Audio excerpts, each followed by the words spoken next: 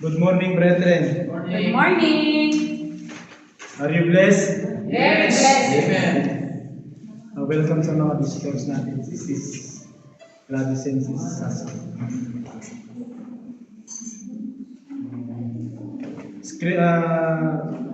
Right and offering from total.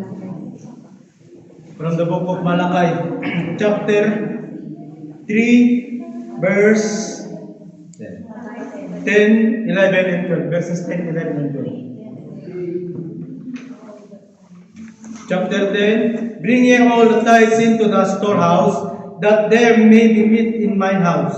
And prove me now, herewith saith the Lord of hosts, if I will not open you the windows of heaven, and pour you out blessings, that there shall not be room enough to receive it. Verse 11. And I will rebuke the devourer for your sakes, and shall not destroy the fruits of your grounds.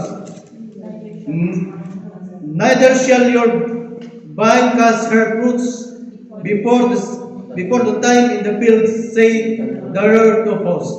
Verse 12. And all nations shall call you blessed, for ye shall be the light some land, say the Lord of hosts. Amen.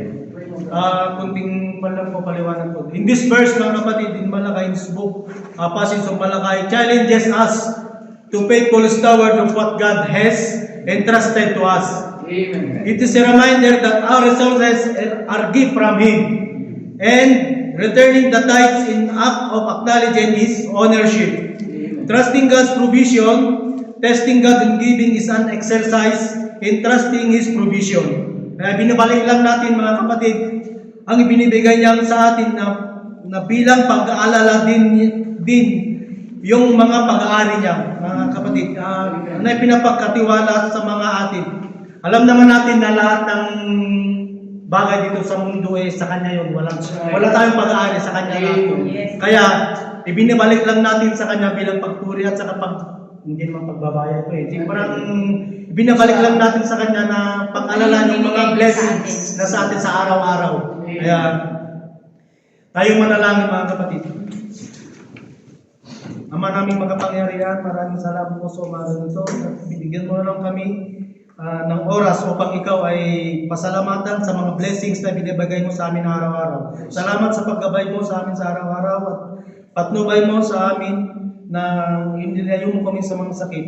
Panginoon, i-bless mo yung gagawin naming tithes ngayong umaga offering na ito ang sa pagpapatuloy ng iyong gawain dito sa Armenia.